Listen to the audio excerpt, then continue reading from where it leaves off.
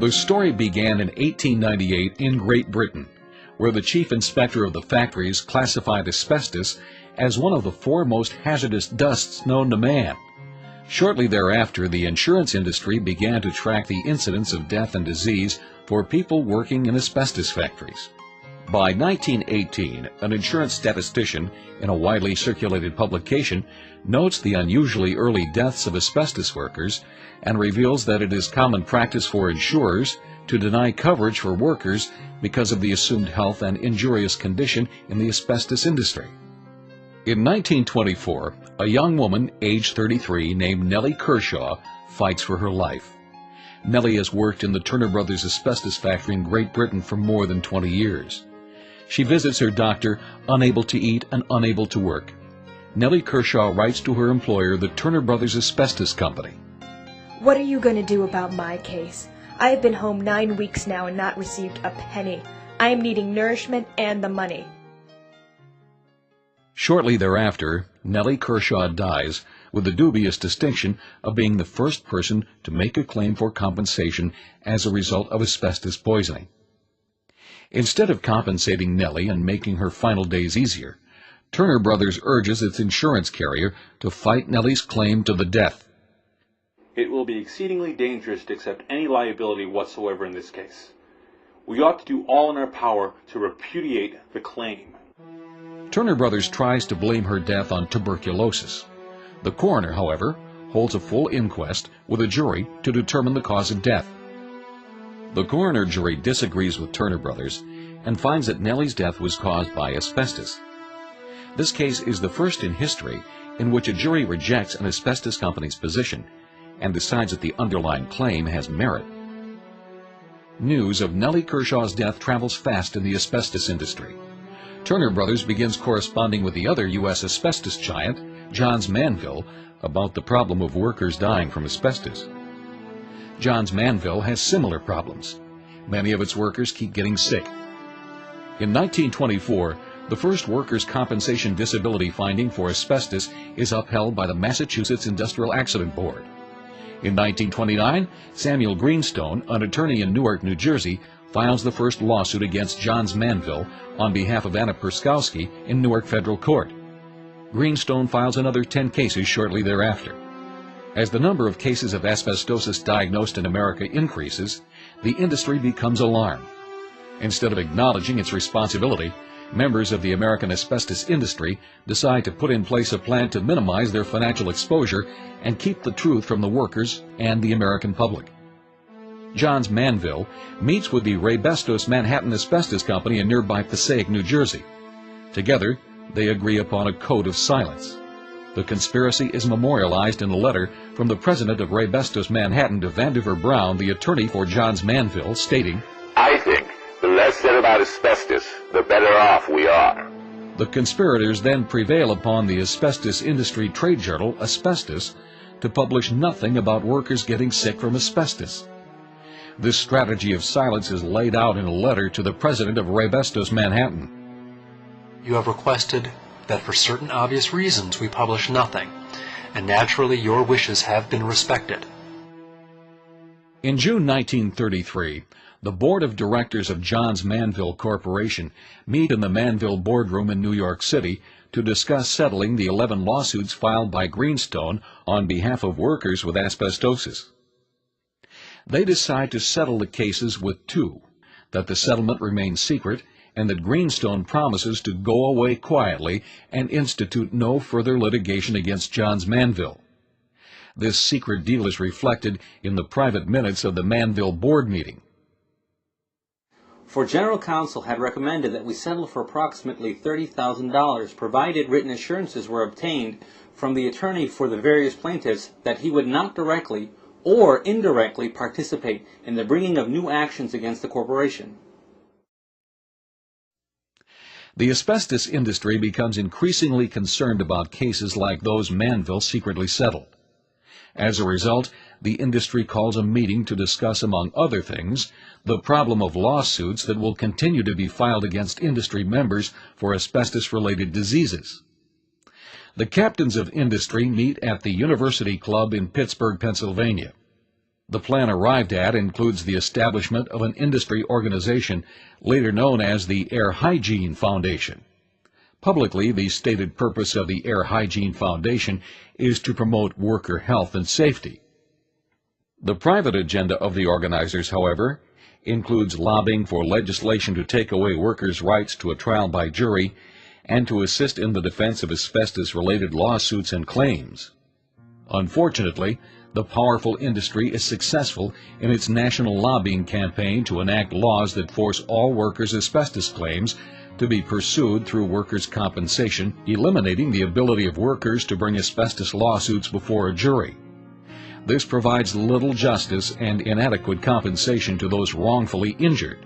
For the next 30-plus years, the asbestos industry, believing it can no longer be sued except in workers' compensation court, acts with impunity concerning the health and safety of the American working public. Medical studies sponsored by many asbestos companies are doctored. Findings about the relationship between asbestos and cancer are edited and removed from published reports. A meeting of the representatives of the underwriting companies was held in New York. It was the feeling of this group that all references to cancer and tumors should be omitted. The fact that workers will get sick becomes a given. We know that you will never lose sight of the fact that perhaps the greater hazard in your plant is with men handling asbestos, because just as certain as death and taxes is the fact that if you inhale asbestos dust, you will get asbestosis. Instead of putting the health of their workers first, some companies actually estimate whether it is cheaper to pay workers' compensation claims or institute the controls and steps to ensure workers do not get sick. Workers' compensation costs are forecast and simply factored into the price of the products. No longer worried about explaining to a jury why workers are not protected, certain industry members treat these human beings as expendable commodities. At a meeting between officials of the Unarco Asbestos Company from Paterson, New Jersey, and Johns Manville, Manville's attorney callously brags about its policy of silence and death. Unarco managers are a bunch of fools for notifying employees who have asbestos. Mr. Brown, do you mean to tell me that you would let them work until they drop dead? We save a lot of money that way. In 1958, a brave man by the name of Frederick LeGrande files the first modern-day product liability case against Johns Manville. This is the case that could change history. If won, it will serve as a lesson that workers are important people who need to be protected. Frederick LeGrande worked as an insulator for a company known as H.W. Porter, installing asbestos insulation. Unlike other workers before him, Frederick LeGrande does not sue his employer for workers' compensation benefits, but rather, for the first time, sues Johns Manville, claiming that they sold the asbestos products that he worked with and should be responsible for the serious lung injury he sustained. The cards are stacked against Mr. LeGrande. He's represented by a solo practitioner, William Branch, against the mighty arm of Johns Manville attorneys. During the pretrial process, when Mr. LeGrande asks what Johns Manville knew about the dangers of its products, he is lied to and stonewalled. But LeGrande finally gets his day in court. LeGrande is physically assisted to the witness stand from his wheelchair with a respirator to help him breathe. Johns Manville's corporate executives observe quietly from the back of the courtroom. Casting aside the truth, Johns Manville defends itself, claiming that it was unaware that the asbestos products it manufactured and that were used by Frederick LeGrande could hurt him. However, as the trial progresses, Johns Manville's lack of knowledge defense is being exposed as a lie. First, Mr. LeGrande testifies that numerous co-workers that use Manville's products are also sick, negating Manville's position that LeGrande is somehow an anomaly. Then one of Manville's star witnesses, unexpectedly, refuses to go along with Manville's lies. The original plan was to have the insurance industry executive take the stand and testify that the company that insures Manville was also unaware that people like LeGrande could get sick from working with asbestos. However, when the Manville attorney meets with the witness to prepare his testimony for trial, the insurance executive indicates that he cannot testify to what the lawyers want, as it would be a lie for him to do so. Frederick LeGrande is a convincing witness and a very sympathetic plaintiff. Despite being outgunned and outmanned, it looks like Mr. LeGrande might just win his case, and that the truth will be exposed with a jury verdict in his favor. If LeGrande wins, and the verdict becomes known, it could be used as proof in all future cases. Soon after LeGrande testifies, an emergency meeting is held at Johns Manville headquarters. At the meeting, Johns Manville decides to settle Mr. LeGrande's case rather than risk a verdict and expose the truth. We also considered very seriously the effect that any settlement would have upon the industry, and what claims, if any, might result from our action. It should be remembered in this regard that if we had a very large judgment against us, which would fill the newspapers, our situation would be much worse than it is today, with the case settled. This plaintiff arouses a great deal of sympathy, and is perhaps the worst case we should try. Once again, there are two conditions on the settlement. It must remain secret, and when the settlement is put on record, it will be for something other than asbestos. Instead of alerting the rest of the world and stopping the future cascade of unnecessary death and illness, the secret settlement is buried along with Mr. LeGrande. In the early 1960s, a young physician named Irving Silikov makes it one of his life works to study the asbestos disease that he has been observing in workers. Dr. Silikov first becomes interested in asbestosis disease in 1953 when he examines UNARCO-asbestos workers in his clinic in Paterson, New Jersey. Silikov believes that it is his mission to publicize the fact that thousands of workers are getting sick and will die from their exposure to asbestos. Publicly, the asbestos industry pretends to cooperate with Dr. Silikov. Privately, the monster public relations machine continues to turn for the industry, and the companies internally even mock the workers. My answer to the asbestos problem is, if you've enjoyed a good life while working with asbestos products, why not die from it? There's got to be some cause. Sheet metal workers constructing new air ducts high over asbestos area, no masks. These fellas are getting plenty of asbestos for their lungs to chew on. Throughout the 1960s, a few other cases are quietly settled as the asbestos industry rejoices in the public's ignorance. The insurance industry, working hand in hand with the manufacturers, is clearly aware of the public health time bomb that is being created. 10 years after secretly settling Mr. LeGrande's lawsuit, Johns Manville and its insurance carrier settled the first environmental asbestos case, the Fetchco case, very quietly. The settlement is memorialized in a 1969 memo entitled Asbestos Dust Hazards. In the Fetchco case, it is felt that we have no chance of winning when it is litigated, since it is evident that Johns Manville had contaminated both air and water in the past. In fact, a Johns Manville attorney stated, confidentially, Johns Manville has been contaminating the hell out of both the air and the water for quite some time. It is apparent that Johns Manville is concerned and frightened over the implications. Industry members know that there will be future environmental claims. In the same memo, insurance executive Harry Rapp predicts, control of asbestos in the community air is impossible when you consider the contribution from brake linings, abrasion of pipings, house siding, and other materials widely handled by the general public. It is certain gross exposures to asbestos have existed in the past and will continue in the future, even if greatly minimized. With the publicity presently given this problem, and with federal involvement in pollution problems, we can find ourselves overwhelmed with claims for the variety of disease attributable to asbestos dust. Other members of the industry also recognize the tremendous public health hazard that has been created. The general product is at risk if the products of asbestos are not controlled or eliminated. Solution would be replace all asbestos products to avoid future exposures, but would not reduce our present situation. In October of the same year, Ward Stevenson files a lawsuit on behalf of Clarence Borel. Borel is an insulator with asbestosis and mesothelioma. Unbeknownst to everyone at the time, this will become one of the most important product liability cases in American history. In 1973, the asbestos industry commissions a survey to determine the level of the public's awareness concerning the dangers of asbestos. Matthew Sweetonic, the director of the asbestos industry's leading lobbying group, the Asbestos Information Association, reports the results of this survey in a meeting in Washington, D.C. he tells the crowd that he has good news and bad news. First, the bad news. Dr. Silikov's estimate concerning how many people will die from asbestos is far too low.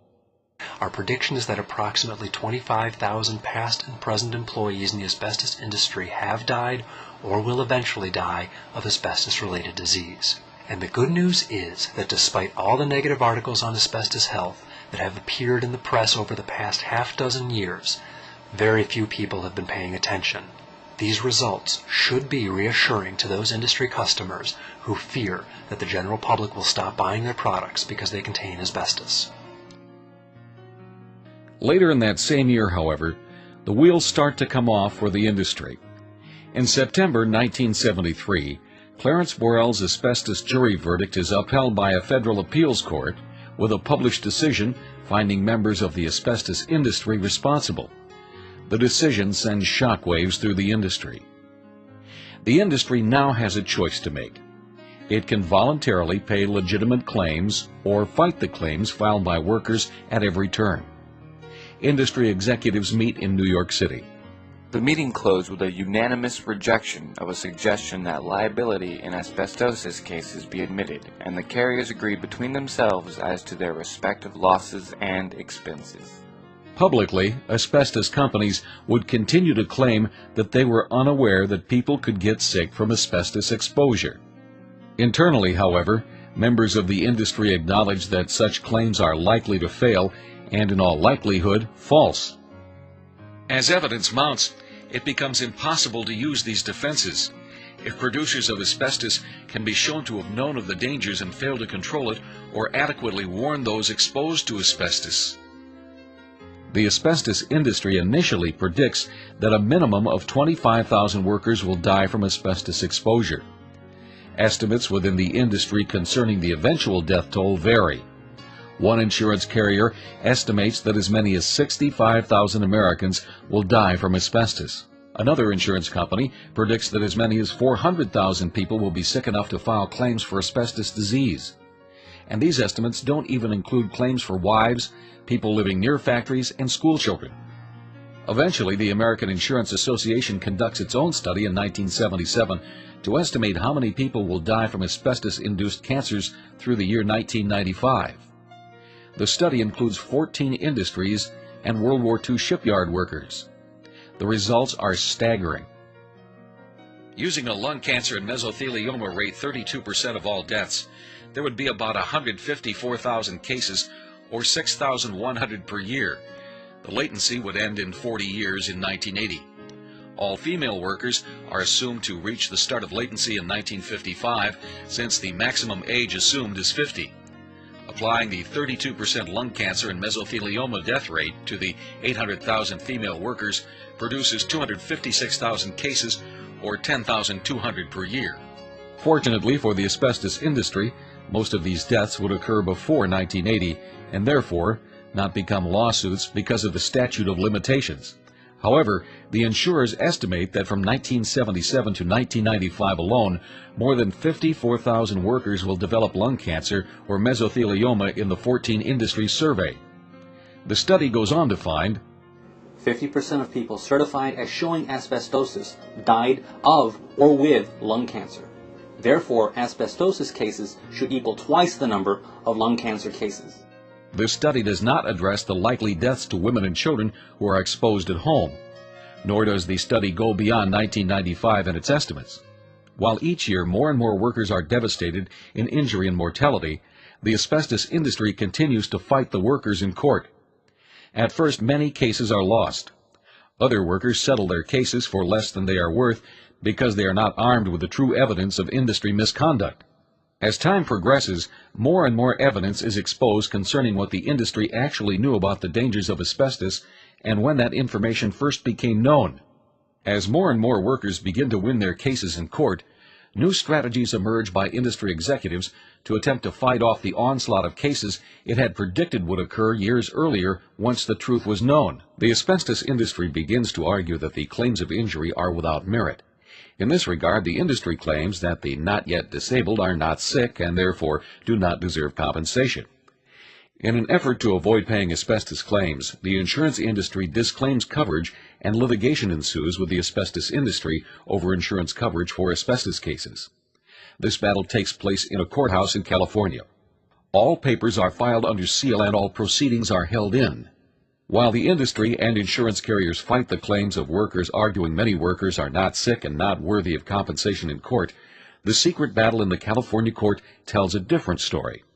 Internally, the companies secretly admit that the asbestos disease process begins as soon as it is inhaled, it is progressive and irreversible.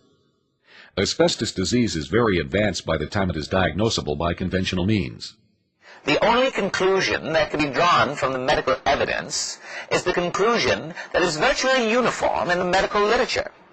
Asbestos-related injuries are the result of continuous, injurious process, beginning with the first exposure and continuing through clinical manifestation.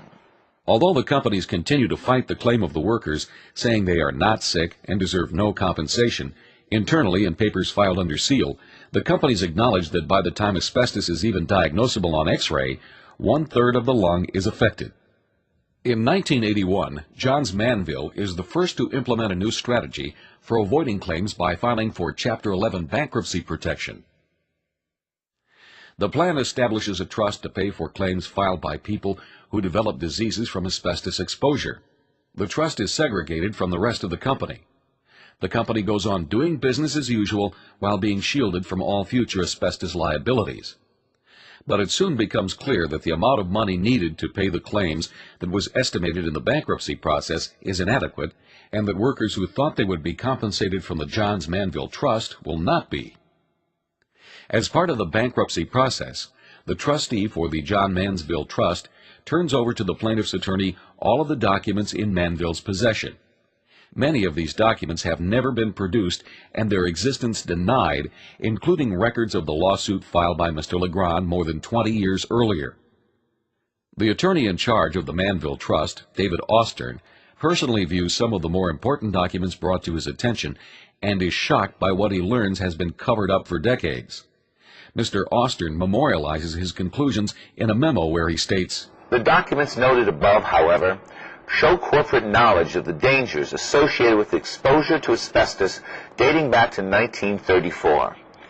In addition, the plaintiff's bar will probably take the position, not unreasonably, that the documents are evidence of corporate conspiracy to prevent asbestos workers from learning that their exposure to asbestos could kill them.